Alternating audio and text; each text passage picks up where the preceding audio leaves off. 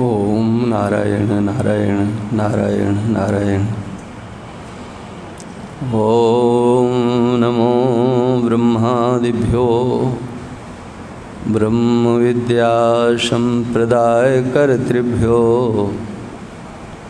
वंश ऋषिभ्यो महदिभ्यो नमो गुरुभ्यः। शंकरं शंकराचार्यं केशवं बादरायणं सूत्रभाष्यकृतौ वन्दे भगवन्तौ पुनः पुनः।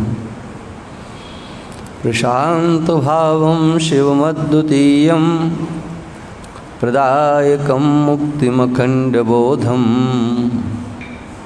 प्रणाशकं मोहमदादिदोषान् प्रणमामि तं सद्गुरुवामदेवं। मङ्गलं दिशतु मे विनायको मङ्गलं दिशतु मे सरस्वती मङ्गलं दिशतु मे महेश्वरी मङ्गलं दिशतु मे सदाशिवः। श्रीराम जय राम जय जय राम श्रीराम जय राम जय जय राम श्रीराम जय राम जय जय राम श्रीराम जय राम जय जय राम श्रीराम जय राम जय जय राम श्रीराम जय राम जय जय राम श्रीराम जय राम जय जय राम। बोलिए सच्चिदानंद भगवान की, श्री राम धाम सरकार की जय। सत्य सनातन धर्म की। नमः पार्वती पते हर हर महादेव। कुन्ती उवाच नमस्ये पुरुषं त्वाद्यमीश्वरं प्रकृतेः परम् अलक्ष्यं सर्वभूतानां मन्तरवैरवस्थितं मायाजवनिकाच्छन्नमज्ञाधोक्षजमव्ययं न लक्ष्यसे मूढदृशा नटो नाट्यधरो यथा तथा परमहंसानां मुनीनाममलात्मनां भक्तियोगविधानार्थं कथं पश्येम हि स्त्रियः। भगवान द्वारकानाथ की माता कुंती स्तुति कर रही हैं। उनके स्वरूप की चर्चा आप पुरुष रूप से सर्वात्मा हैं, सर्वत्र हैं, समस्त प्राणियों के अंतर भी हैं और बाहर भी हैं। देह के अंदर भी वही और देह के बाहर भी। पुरुष शब्द से पूर्णत्वात् कह करके अंदर और बाहर से परे भी कोई चीज़ है क्या? कहा अंतर और बाहर का भेद भी जिसमें नहीं है वही पूर्ण होता है।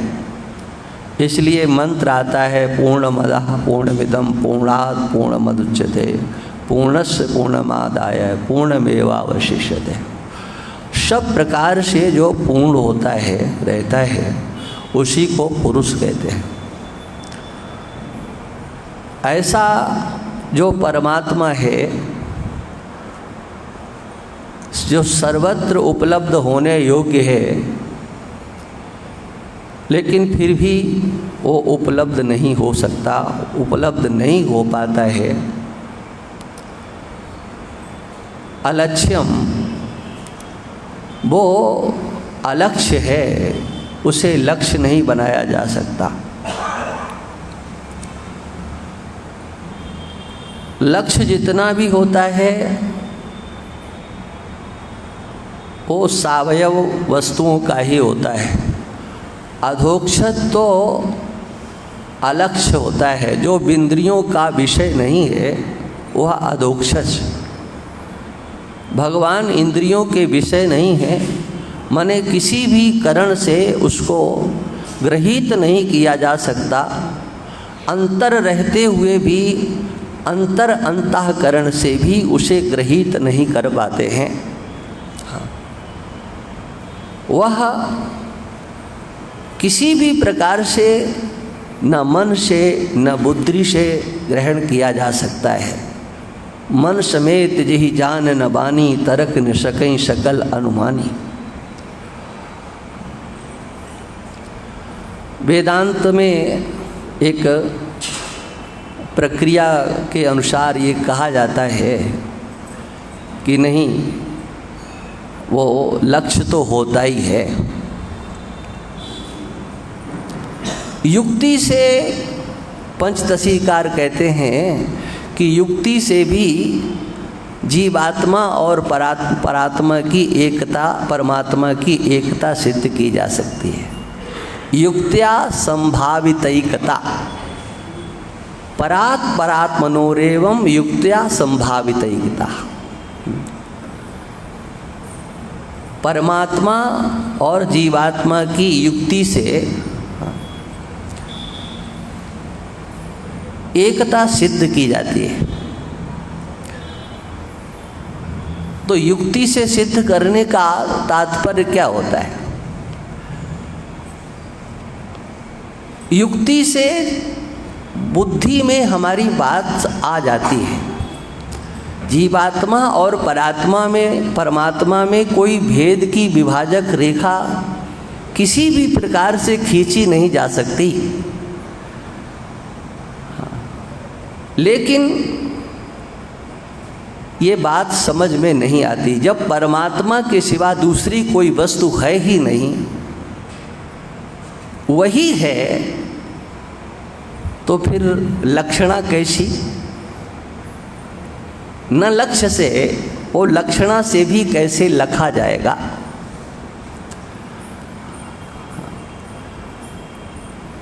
विचार सागर के प्रारंभ में ही एक बात आई है, बहुत सूक्ष्म विषय उसमें रखा गया। जो सुख नित्य प्रकाश विभु नाम रूप आधार की चर्चा में ये कहा गया कि वृत्ति व्याप्ति तो होती है किंतु फल व्याप्ति नहीं होती। ये जो हम चर्चा कर रहे हैं, हाँ, अलक्ष्यम, इसको लेकर के चर्चा कर रहे हैं। ये सर्वभूतानाम अंतर्बहिरवस्थितम और सर्वभूतानाम अलक्ष्यम। आप किसी के द्वारा भी लक्ष्य नहीं बनाए जा सकते हो, क्योंकि आप प्रकृति से परे हो। प्रकृति में दृश्य है, प्रकृति का समग्र कार्य दृश्य है, व्यय रूप है, किंतु आप अव्यय हैं, आप प्रकृति से परे हैं। तो वहाँ पर ये चर्चा कि वृत्ति व्याप्ति तो होती है, फल व्याप्ति नहीं मानते। हाँ। वृत्ति व्याप्ति का कोई साक्षी होता है क्या? ध्यान से मेरी बात सुनना। जिन्होंने वेदांत प्रक्रिया को अच्छी तरह से पढ़ा है, वो लोग इस पर ज़रा विचार करें। वृत्ति व्याप्ति, हाँ, फल व्याप्ति में तो आप ज्ञाता होते हैं, हाँ, आप प्रमाता होते हो फल व्याप्ति में। हाँ, इदम रूप से जो भाषित हो रहा है उसके आप ज्ञाता हो गए। हाँ, यही फल व्याप्ति है। लेकिन इदम रूप से जो भाषित नहीं हो रहा है, हाँ, वहाँ तक वृत्ति जाएगी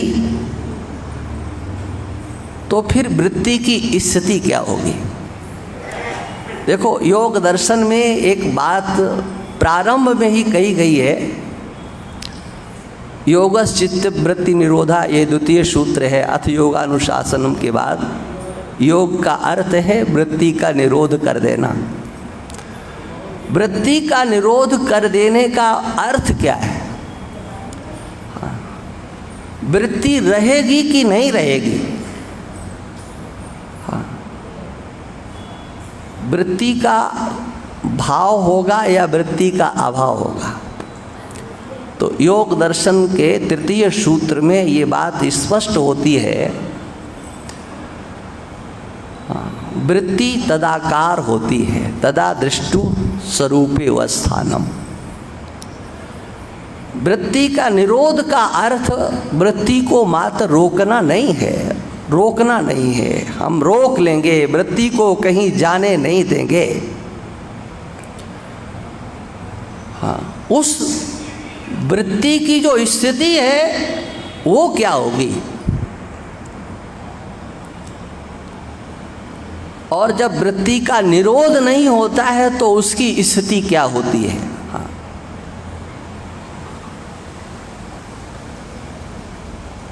तो कहते हैं दूसरी जगह जब वृत्ति जाती है तो दूसरे जगह पर वृत्ति सारूप्य होता है। इतरत्र वृत्ति सारूप्यम इतरत्र। आत्मा में वृत्ति यदि नहीं लगती है, अपने स्वरूप में वृत्ति नहीं लगती है, तो वृत्ति सारूप्यता को प्राप्त हो जाती है। वृत्ति सारूप्य मितरत्र। आत्मा में जब वृत्ति लगती है, अपने स्वरूपानुसंधान में वृत्ति लगती है, तो वहाँ की स्थिति अलग होती है और वहाँ से पृथक जो स्थिति है वो अलग होती है। वृत्ति जब बाह्य होती है या यूँ कहो विषयाकार होती है, तो जितना बड़ा विषय, जैसा विषय, उसी प्रकार की वृत्ति हो जाती है। ये नहीं कि घड़े को हमने देखा तो घड़े के आधे भाग को में हमारी वृत्ति गई और आधी वृत्ति कहीं दूसरी जगह चली गई। जिस विषय को वृत्ति ग्रहण करती है, वृत्ति तदाकार हो जाया करती है। वृत्ति कितनी बड़ी, हाँ, ये विषय भी विचार सागर में आया है। हाँ, वृत्ति का स्वरूप क्या है? जैसा वृत्ति का विषय वैसे ही वृत्ति हो जाती है। यही वृत्ति सारूप्य है। लेकिन जब वही वृत्ति अंतर्मुख हो जाती है, हाँ, कश्चित धीरा प्रत्यगात्मानमैक्षत। कोई धैर्यवान पुरुष प्रत्यगात्मा का ईक्षण करता है। वही वृत्ति जो बाहर निकल करके तदाकार हो जाती है, किंतु वही वृत्ति जब प्रत्यगात्मा के साथ, अपने स्वरूप के साथ एकीभूत होती है, तो वहाँ वृत्ति फिर वृत्ति नहीं रहती है। निश्चल मन का कभी किसी ने दर्शन नहीं किया। मन स्थिर है, ऐसे स्थिर मन का दर्शन किसी ने किया? कोई कर नहीं सकता। हमारा मन चंचल है, उस चंचलता धर्म से युक्त ही उसकी संज्ञा मन होती है। लेकिन वह मन जब चंचलता से शून्य होता है तो फिर मन मन नहीं रह जाता है। यत्र यत्र मनो याति तत्र तत्र समाधया। जब ब्रह्म ज्ञान होता है, स्वरूप का साक्षात्कार होता है, तो केवल अंतर ही नहीं, जहाँ कहीं पर भी वृत्ति जाती है स्वस्वरूप का ही साक्षात्कार होता है। देहाभिमाने गलिते विज्ञाते परमात्मनि। प्रत्यगात्मा के रूप में जब उस परमात्मा का विज्ञान होता है, और वो कब होता है? कहा देहाभिमाने गलिते। जब देहाभिमान गलित हो जाता है तब ये वृत्ति उदित होती है। परमात्मा का विज्ञान प्रत्यगात्मा के रूप में होता है, और जब होता है तो चाहे वृत्ति अंतर्मुख हो और चाहे बहिर्मुख हो, मन चंचलता से शून्य होता है। क्योंकि वो जिसे ढूंढ रहा था, मन चंचल क्यों है? मन की चंचलता, हमारा हृदय चंचल क्यों है? मन चंचल क्यों है? वो किसी ऐसे वस्तु को ढूंढ रहा है जिसको प्राप्त करके उसकी चंचलता मिट जाए। और जब मन को, मन कहो या मन की वृत्ति कहो या अंतःकरण की वृत्ति कहो, ये मन हम स्थूल दृष्टि से कह रहे हैं कि वृत्ति की चर्चा जिन्होंने वेदांत पढ़ा है वो तो समझ लेंगे, लेकिन दूसरों के पल्ले तो कुछ पढ़ने वाला है नहीं। इसलिए मैं मोटी भाषा में ये बात कह रहा हूँ कि हमारा जो मन है वो चंचल है, और बहुत चंचल है, भागता ही रहता है। हाँ, आज अभी अभी यहाँ है, जो विदेश गए हैं वहाँ चला जाएगा, जो विदेश नहीं गए हैं उनके लड़के लड़की हैं वहाँ चला जाएगा, पहुँच गया। हाँ, कितना चंचल है, हाँ, कितनी गति है उसमें। हाँ, यहाँ राम धाम में भगवान के सामने बैठ करके भी वो, हाँ, भगवान को कुछ नहीं समझता है। रहो भगवान। ये आपके हमारे सबके मन की स्थिति होती है। इसलिए निश्चल मन किसी के दृष्टि का विषय आज तक बना नहीं है। ऐसे मन का दर्शन किसी ने कभी किया नहीं है। वो तो भागता रहता है, हाँ, पता नहीं लगता है। हाँ, माला तो कर में फिरे, हाँ, जीव फिरे मुँह माही, मनुआ तो 34 फिरे। हाँ, हालांकि लोगों को ये बुरा लगता है। हाँ,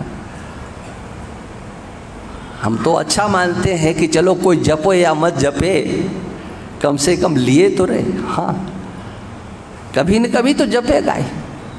इसीलिए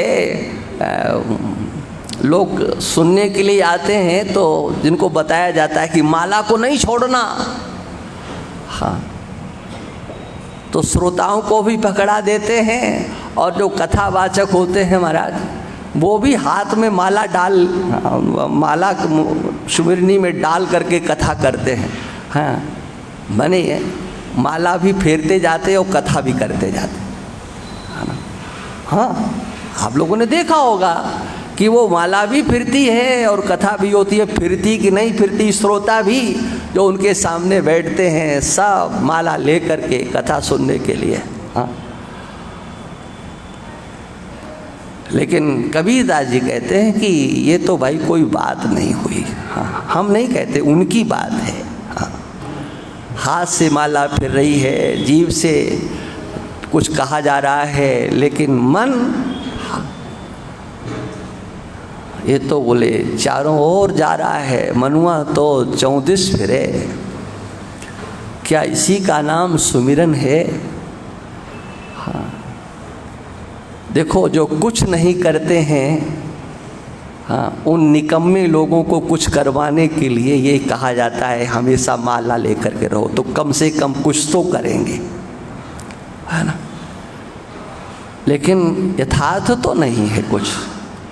आगे चलो, आगे चलो। हाँ, बच्चों को जब पढ़ाया जाता है तो आजकल तो नए नए तरीके, हाँ, उनके सामने चित्र रखे जाते हैं और चित्र के माध्यम से ABCD काखा गागा का ज्ञान कराया जाता है। वो ज्ञान कोई झूठा नहीं होता है। हाँ, कबूतर वाला का बताया जाता है, हाँ, तो कबूतर बताना होता है या का सिखाना होता है?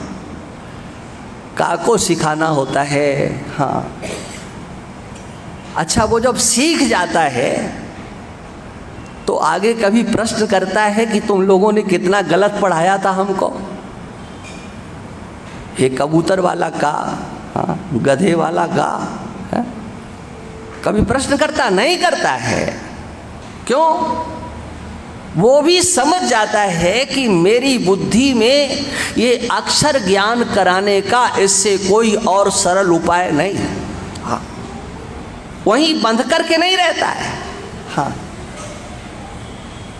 और वही बालक जब बड़ा हो जाए तो जरा उसको बताओ, हाँ, क्या वो सुनने को तैयार होगा? लेकिन वही जब बाप बन जाएगा ना, तो अपने बच्चे को वो भले ही उसने PhD की हो, डॉक्टरेट हो, इंजीनियर हो, लेकिन बच्चे को जब सिखाएगा तो कबूतर वाला ही सिखाएगा। एक स्थिति है जहाँ पर ये सब कुछ अच्छा लगता है, लेकिन यथार्थता तो कुछ और ही है। मन को एकाग्र करने के समग्र साधन है। हमारी वृत्ति चंचल न हो, अंतःकरण की वृत्ति निश्चल हो जाए, हाँ, अंतःकरण शुद्ध हो जाए, इसी के लिए तो साधना है। और क्या है? चित्त की चंचलता मिट जाए। कहा वृत्ति का निरोध करो। हाँ, कठिन कार्य है। अर्जुन ने तो हाथ खड़े कर दिए, हाँ, 6 अध्याय में। ये कठिन, बहुत कठिन है। चंचलम ही मना कृष्णा। भगवान ने कहा कठिन हो सकता है, हम भी मानते हैं, लेकिन पुरुषार्थ करने वालों के लिए कुछ कठिन नहीं है। पुरुषार्थ करने वालों के लिए क्या कठिन? हाँ, अभ्यासेन तु कौन्तेय वैराग्येण च गृह्यते। जो चंचल है वो अभ्यास और वैराग्य के द्वारा, अभ्यास वैराग्याभ्याम तन्निरोधः, अभ्यास और वैराग्य के बल पर निरोध होता है। बहिर्मुख जाने वाली जो हमारी मन की वृत्तियां हैं वो अंतर्मुख की जाती हैं, और अभ्यास करते करते उस वृत्ति का अपना स्वरूप ही बदल जाता है। बाहर जाना फिर उसे अच्छा नहीं लगता है। हाँ, घुमक्कड़ लोगों को घर में बैठना जैसे अच्छा नहीं लगता, ऐसे बहिर्मुख लोगों को ध्यान इत्यादि अच्छे नहीं लगते। हाँ, सैर सपाटे के नाम पर बढ़िया लेबल और लगा लिया जाता है। बोले अब हम कहाँ जाएंगे? हाँ, कन्याकुमारी जाएंगे। हाँ हाँ, आजकल लोगों ने एक फैशन बना लिया है, हाँ, लेबल अच्छा लगाने का। हाँ, बोले शादी हुई तो अब कहाँ जाएंगे? हाँ, बोले वैष्णो देवी जाएंगे। हाँ, इतनी उपासना सूझ रही है वैष्णो देवी जाने की शादी के तुरंत बाद। ये क्या है? ये बहिर्मुख लोग केवल लेबल अच्छा लगाना जानते हैं। हाँ, अंदर माल कैसा है ये तो वही जानते हैं। हाँ, बोले लेबल बढ़िया होगा तो माल बिकेगा, मोहर अच्छी लगा दो कपड़े में। हाँ, आप लोग बुरा मत मानना, आपकी नहीं कह रहा हूँ, बोला। हाँ, लेबल जिसका नाम है उसका लगाओ। हाँ, अंतर की स्थिति को तो ठीक करना कितने लोग चाहते हैं, किंतु इसके बिना काम चलेगा नहीं। अलक्ष्यम, वो अलक्ष्य है, सबके बस की बात नहीं है। अंतर बाहर सर्वत्र होते हुए भी वो अलक्ष्य है। हाँ, यहाँ पर श्री वल्लभाचार्य जी महाराज ने बहुत अच्छी बात कही।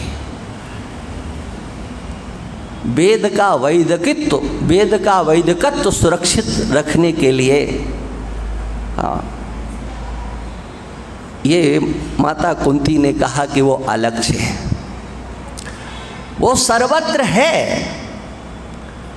लेकिन उपलब्ध क्यों नहीं होता?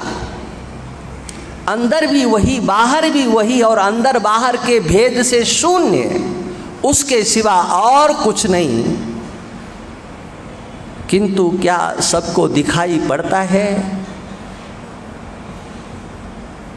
यदि दिखाई नहीं पड़ता है, हाँ,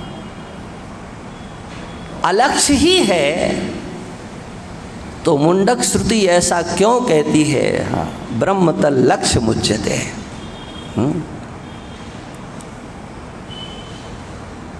ब्रह्म लक्ष्य है। प्रणवो धनु सरो ह्यात्मा ब्रह्म तन लक्ष्य मुच्यते। अप्रमत्तेन वेदव्यो सर्वतन्मयो भवे। तो वल्लभाचार्य जी महाराज यहाँ कहते हैं कि सर्व सामान्य दृष्टि से वह नहीं देखा जा सकता है। शास्त्र को आगे करके, उपनिषद दर्शन को आगे करके उसको देखा जा सकता है, उसको जाना जा सकता है। और केवल उपनिषद के द्वारा ही नहीं, हाँ, गुरु की कृपा से वो जाना जा सकता है। तद्विद्धि प्रणिपातेन परिप्रश्नेन सेवया उपदेक्षन्ति ते ज्ञानम ज्ञानिनस् तत्त्वदर्शिनः। श्रद्धावान लभते ज्ञानम तत्परा संयतेन्द्रियः। जिसके अंदर परमात्मा और गुरु में अनन्य भक्ति होती है, तस्येते कथिता ह्यर्था प्रकाश्यन्ते महात्मना। उस महात्मा के हृदय में ये श्रुति अर्थ प्रकाशित होता है। का क्या श्रुति अर्थ? परमात्मा के सिवा और कुछ नहीं है। वो लक्ष्य नहीं होता है। हाँ, योग दर्शनकार ने कहा कि वृत्ति का निरोध होने पर वृत्ति का वृत्तित्व तो नहीं रहता है। पहले जो दृष्टा रहता है, ये तो प्रक्रिया में भी सिखाते हैं कि पहले हम दृष्टा होते हैं, शरीर के दृष्टा, स्थूल शरीर के दृष्टा, सूक्ष्म शरीर के दृष्टा, कारण शरीर के दृष्टा, हाँ, देह तीन का दृष्टा मैं हूँ। हाँ, दृष्टा रहते हैं। किंतु जब वृत्ति का निरोध हो जाता है, दृष्टा वृत्ति से ही तो आप होते हैं ना, ये ध्यान रखना। जब आप दृष्टा होते हैं जागृत के दृष्टा हो, स्वप्न के दृष्टा हो, सुसुप्ति के दृष्टा हो, तीनों शरीरों के दृष्टा हो, पंचकोशों के दृष्टा हो, उस समय बताओ वृत्ति होती है कि नहीं? वृत्ति से शून्य होकर के आप दृष्टा होते हो, वहाँ वृत्ति होती ही है। आप किसी के भी दृष्टा बनो, लेकिन वृत्ति का निरोध जब होता है तो योग दर्शनकार कहते हैं तदा दृष्टु स्वरूपे वस्थानम। उस समय पर वो जो दृष्टा होता है स्वरूप के साथ एकीभूत हो जाता है। फिर वहाँ देखने वाला नहीं रहता है, केवल वही तत्व मात्र रहता है। फिर कोई गति नहीं रहती है। वृत्ति को जहाँ तक पहुँचना था, या यूँ कहो मन को जहाँ तक पहुँचना था, मन पहुँच गया। अब मन के अंदर कोई संकल्प विकल्प करने की सामर्थ्य नहीं है। देखो मानसकार ने कितना अच्छे ढंग से इसी विषय को प्रस्तुत किया। मन को स्थिर करने का उपाय क्या?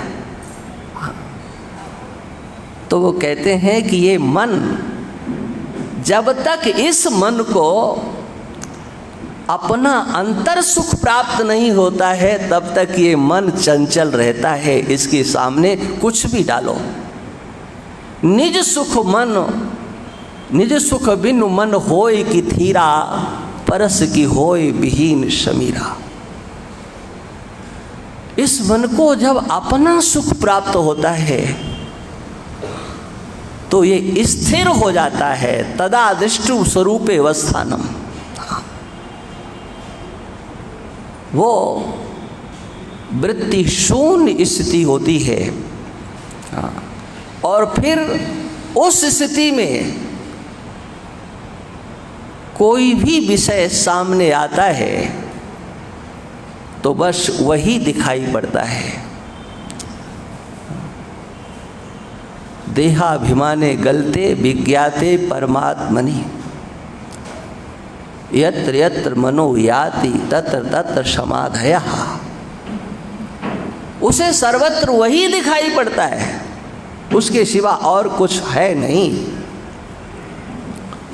परमात्मा के सिवा कुछ नहीं है। जो कुछ भी हम देख रहे हैं, लेकिन ये बात समझ में ही नहीं आ पाती है। इसको कैसे समझाया जाए? ये समझाना भी तो कठिन है ना। सब कुछ परमात्मा है।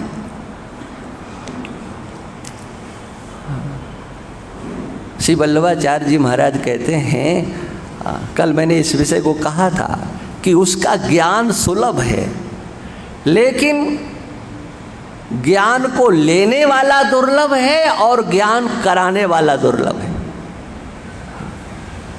सब कुछ परमात्मा है, क्या ये ज्ञान लेने वाले लोग हैं? हाँ, लेने वाले भी नहीं हैं। हाँ,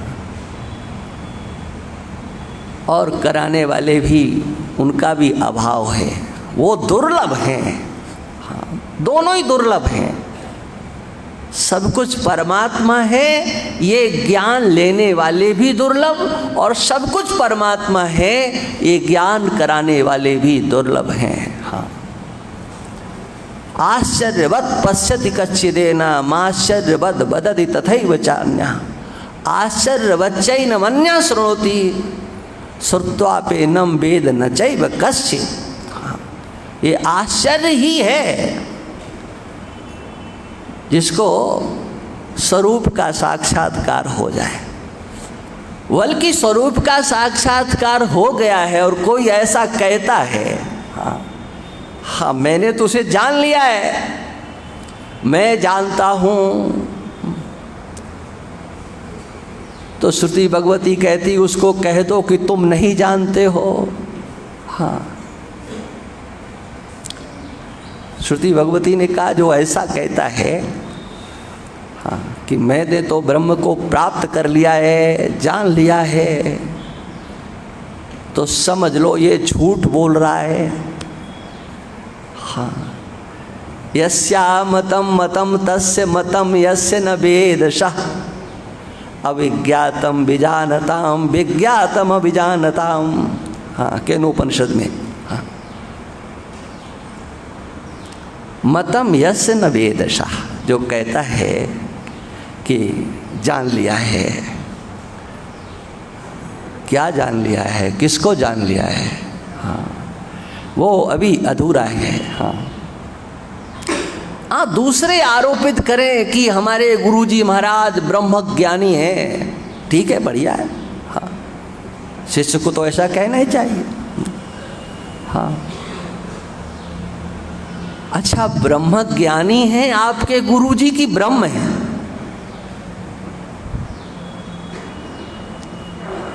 कभी विचार किया? हाँ, लोग समझते नहीं कि हम क्या डिग्री दे रहे हैं। हाँ, स्तुति करेंगे तब तो ये कहेंगे गुरुर् ब्रह्मा गुरुर्विष्णु गुरुर्देवो महेश्वरा गुरु साक्षात परब्रह्म। हाँ, है, आपने परब्रह्म कह दिया और परब्रह्म के बाद फिर कहते हमारे गुरुजी ब्रह्मज्ञानी। जानते हो क्या कह दिया आपने?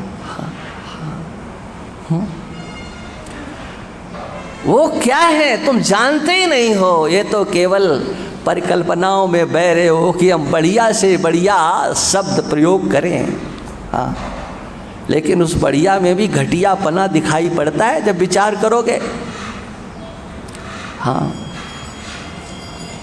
यस्या मतम मतम तस्य मतम यस्य न वेदशः।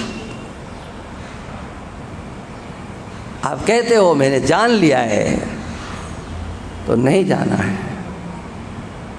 विज्ञातम अविजानताम, तो जानने का दावा करता है उसने नहीं जाना है। यही तो है। हाँ, श्रुति और शास्त्र का आश्रय लेकर के ही उसे समझा जा सकता है। वो सर्वत्र है, एक है, अद्वितीय है, परिपूर्ण है। हाँ, ऐसा ज्ञान हो गया।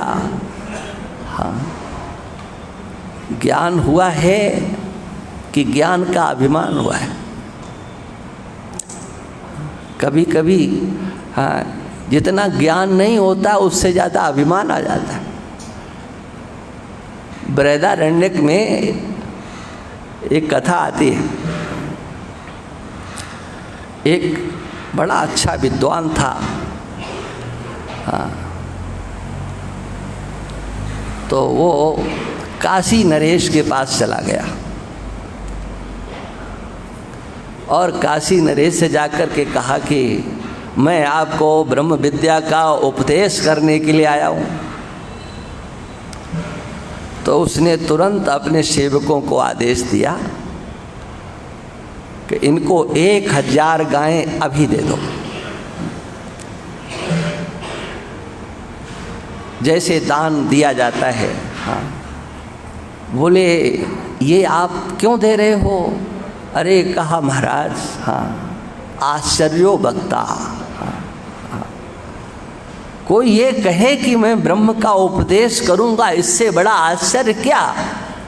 हाँ, ये तो आश्चर्य ही है कि आप मेरे को ब्रह्म का उपदेश करने के लिए पधार गए। हाँ,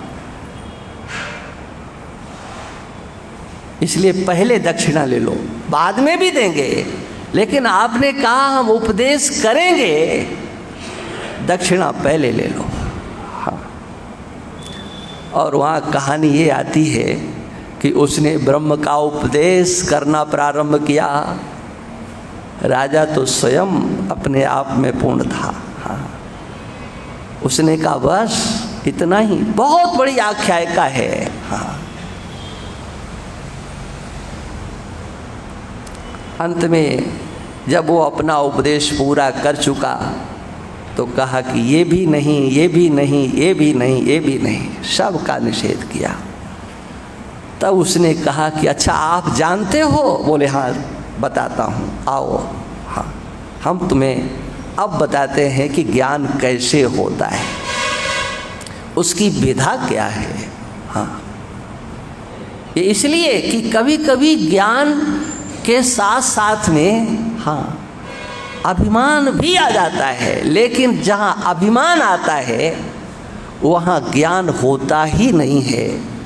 ये ज्ञान तो समस्त अभिमानों को मिटा करके ही होता है, केवल एक ज्ञान मात्र शेष बचता है, ज्ञान का अभिमान नहीं रहता है, केवल ज्ञान शेष बचता है, ध्यान रखना। हाँ, और यही गोस्वामी जी लक्षण करते हैं, ज्ञान मान जहाँ एकौ नहीं। ज्ञान का लक्षण है जहाँ पर कोई भी मान नहीं रहता है, मान्यता का विषय जहाँ नहीं है, समस्त मान्यताएं जहाँ ध्वस्त होती हैं, मात्र केवल वहाँ ज्ञान शेष रहता है। और जब शेष मात्र ज्ञान रहता है वही तो स्वरूपक ज्ञान होता है। इसी को योग दर्शनकार कहते हैं तदा दृष्टु स्वरूपे अवस्थानम।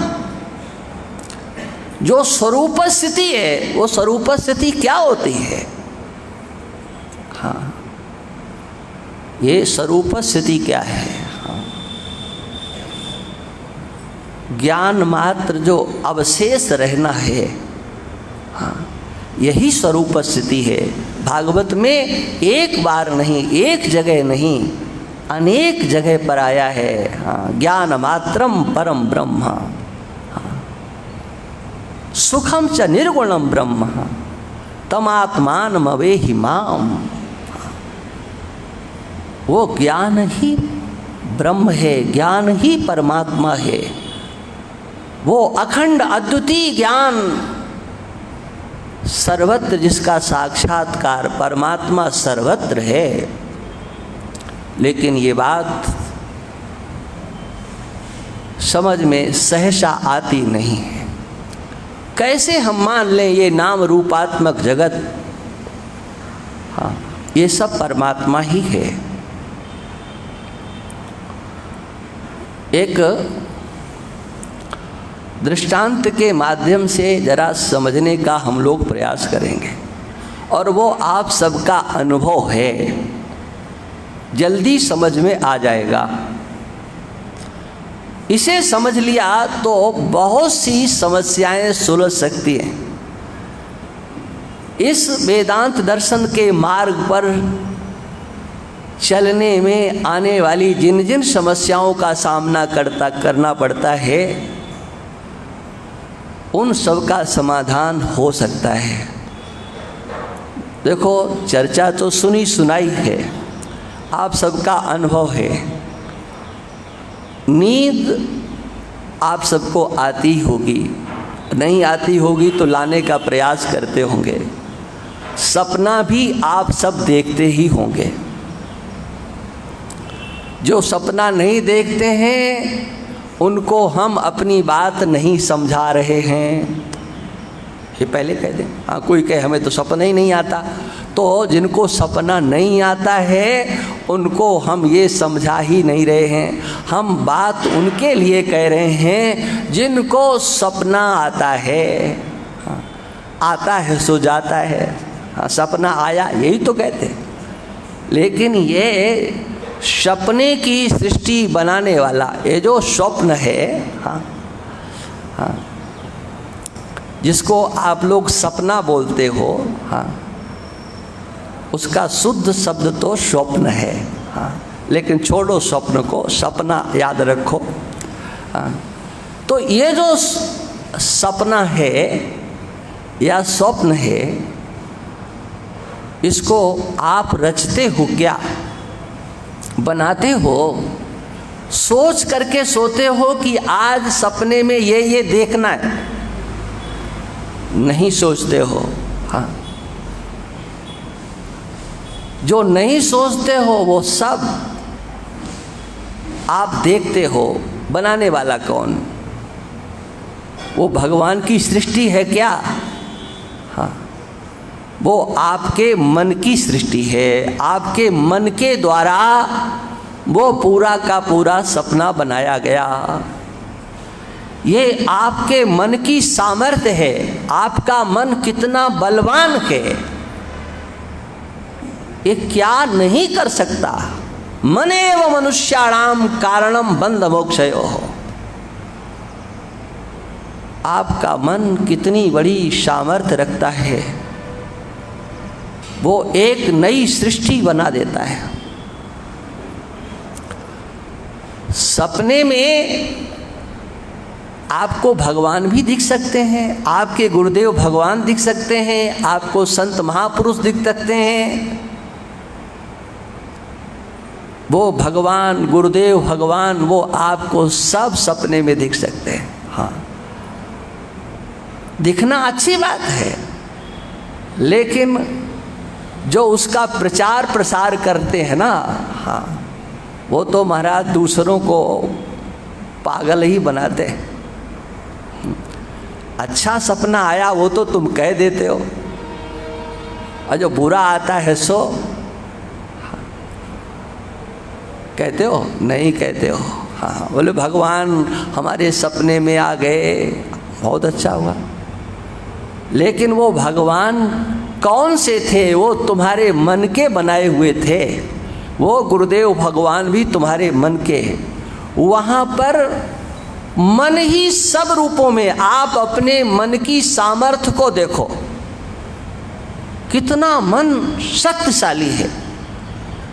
वहाँ पर मन आपका अपना जैसा शरीर है, जैसी आपकी आकृति है वैसी आकृति वाला दूसरा शरीर बना देता है, नई रचना कर देता है।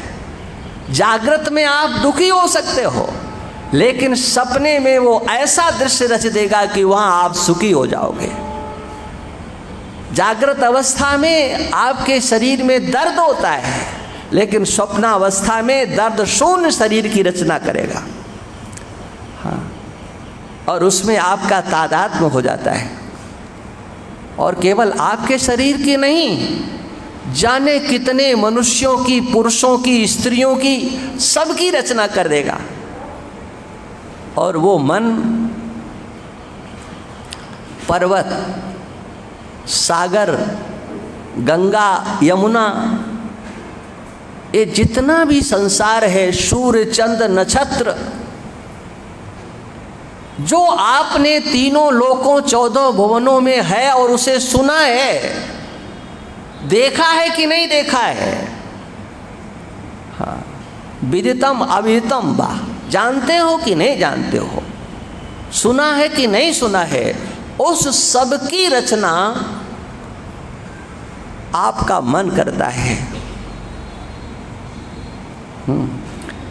अनेक पुरुषों के अंतर्गत जितने भी पुरुष स्वप्न में दिखाई पड़ते हैं, ध्यान देना, जो इस विषय में प्रवेश कर रहे हैं, कर चुके हैं, उन्हें तो जरूर आनंद आ जाएगा। जितने भी शरीर हैं, उन शरीरों के अंदर बताओ सूक्ष्म शरीर होता है कि नहीं? होता है ना। सूक्ष्म शरीर होता है, कारण शरीर होता है, और उसमें वो आभास भी होता है कि नहीं? जिसको आप जीव कहते हो। हाँ, अंतःकरण से अवच्छिन्न जो चैतन्य है, या अंतःकरण उपहित चैतन्य है, या अंतःकरण में जो आभास है, तद आभास से युक्त जो अंतःकरण है, वो स्वप्न में होता है कि नहीं? अरे आप स्वप्न में अपने मित्रों से, अपने स्वजन संबंधियों से व्यवहार करते हो, उनके अंदर शरीर में प्राण भी है, आत्मा भी है, बुद्धि भी है। हाँ, वो सब रूपों में कौन है? हाँ, सब रूपों में कौन है? देखो, इसी दृष्टांत से, मैं केवल संकेत मात्र कर रहा हूँ, इसी दृष्टांत से अजातवाद, इसी दृष्टांत से सृष्टिवाद, इसी दृष्टांत से विवर्तवाद, हाँ, इन सब की सिद्धि हो जाती है। और इसी दृष्टांत से अखंड अद्वैतवाद, एक मन आपका स्वप्न में सब रूपों में हो जाता है। जो कुछ भी है, जितना भी ज्ञान, जितना भी विज्ञान, ये सब रूपों में आपका मन होता है। मन के सिवा और कुछ नहीं होता है। ये आपके मन की सामर्थ्य है। लेकिन वो मन आपका किससे शक्ति प्राप्त करता है? वह चैतन्य, वो विज्ञान घन, आनंद घन, सदघन, चिद घन, कुछ भी उसका नाम लो, मन से पृथक होता है क्या? मन उसको छोड़ करके रहता है क्या? जिसको वेदांती लोग सामान्य चेतन बोल देते हैं, है ना? वो सामान्य चैतन्य मन को छोड़ देता है क्या? है? स्वप्न में मन को सामान्य चेतन छोड़ता है क्या? नहीं छोड़ता है। ये बात पक्की हो गई ना?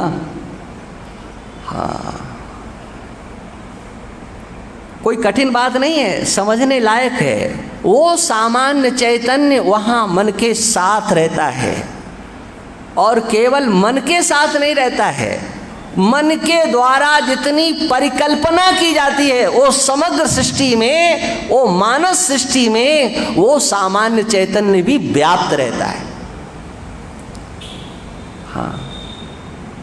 क्योंकि मन की परिकल्पना से केवल वहाँ व्यवहार नहीं हो सकता जब तक सत्ता वहाँ पर नहीं होगी, है ना? इसलिए वो सामान्य सत्ता तो सर्वत्र है। उस सामान्य सत्ता का दर्शन उस स्वप्न की सृष्टि में करने का प्रयास करो कि देखो कौन था।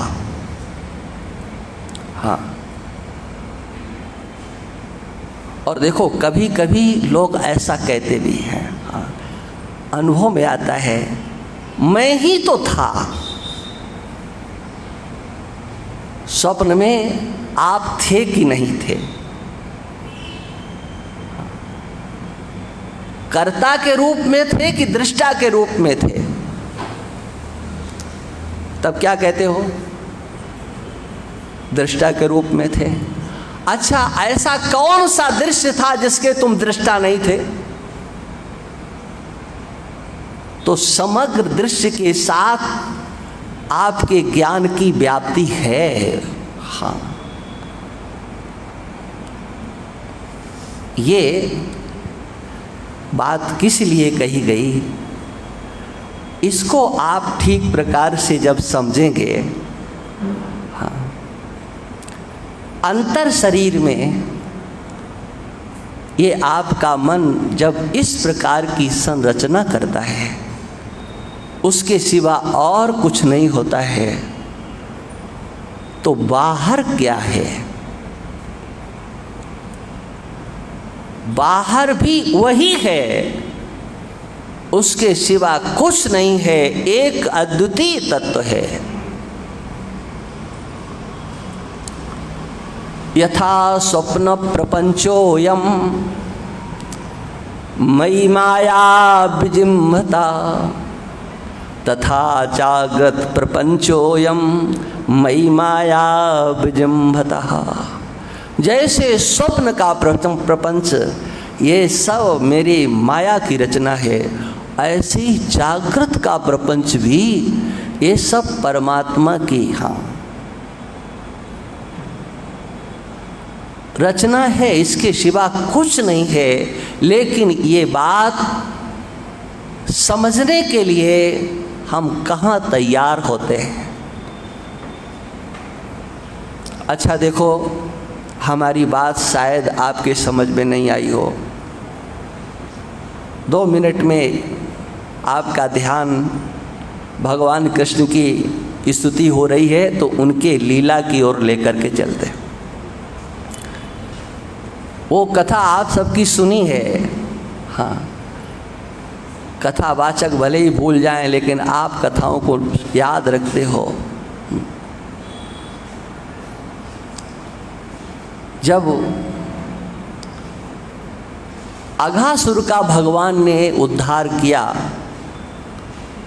ब्रह्मलोक से ब्रह्मा जी आए, कौन है जिसने अघासुर का उद्धार किया? और उस समय भगवान कृष्ण बालकों के मध्य में बैठे छीन छीन करके खा रहे थे, हंसी कर रहे थे, हंसा रहे थे। ब्रह्मा जी को लगा इनको भगवान कैसे कहा जा सकता है, ये तो शास्त्र मर्यादा का उल्लंघन करके आचरण कर रहे हैं। हाँ, भोजन करते समय बोलना नहीं चाहिए, अरे बोल भी दो तो हंसना तो बिल्कुल नहीं चाहिए। हाँ, हाँ, किसी का उच्छिष्ट नहीं खाना चाहिए। लेकिन ये तो महाराज, हाँ, कोई भी नियम पालन नहीं कर रहे हैं। हाँ, उनकी भगवत्ता को समझने के लिए उन्होंने पहले बछड़ों को गायब किया। हाँ, उसके बाद जो वो बालक थे उनको गायब कर दिया। अब हुआ क्या? हाँ, भगवान कृष्ण बछड़ों के रूप में भी बन गए और भगवान कृष्ण बालकों के रूप में भी बन गए। बताओ वो सामग्री कहाँ से लाए थे सब कुछ बनने की? और केवल इतना ही नहीं, हाँ, उन बालकों की जैसी आकृति, जैसा स्वभाव, जैसी वाणी, जैसे उनके वस्त्र, हाँ, विभूषांबरम, जैसे कपड़े, जैसे आभूषण, जैसे उनके टेढ़ी मेढ़ी लकड़ियाँ, हाँ, वैसे भगवान समस्त गोप बालकों के रूप में, उनके वस्त्रों के रूप में, उनके डंडे, लकड़ी आदि, बांसुरी आदि, उनकी माता ने अपने बालक का जैसे श्रृंगार करके भेजा था, हाँ, सजा धजा करके, कोई कमी उसमें नहीं हुई। हाँ, वो सब सज धज गए और बछड़े भी भगवान बन गए, बालक भी, जड़ और चेतन सब कुछ भगवान बन गए।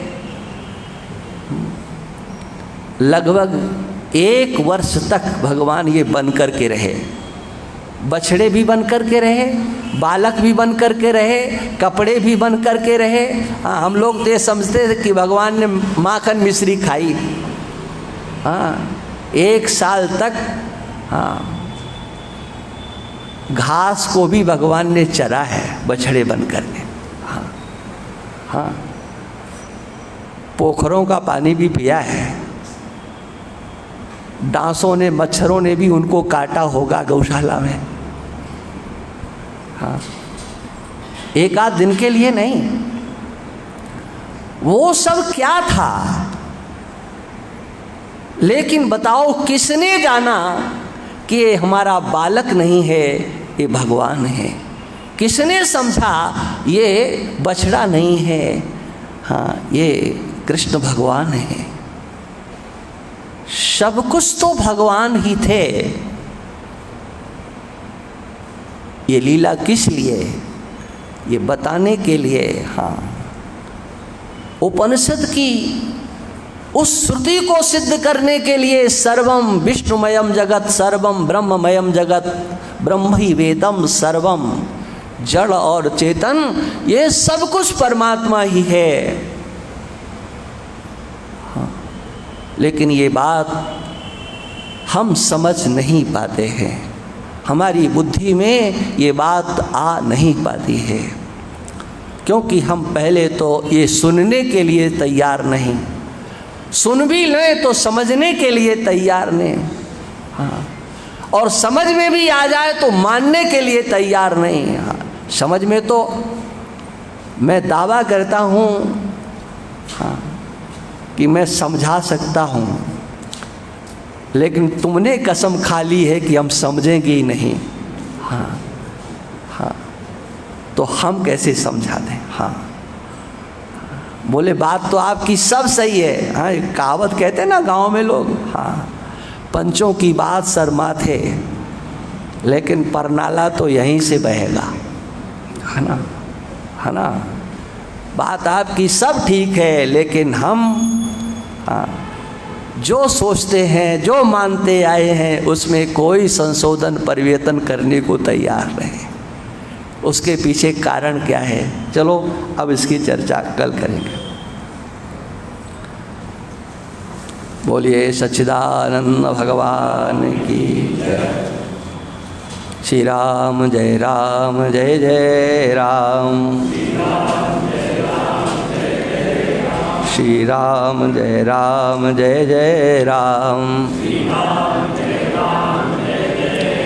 बोलिए सच्चिदानंद भगवान की, श्री राम धाम सरकार की। धर्म की, अधर्म का, प्राणियों में, विश्व का, गौ माता की, गौ हत्या। नमः पार्वती पते, हर हर महादेव।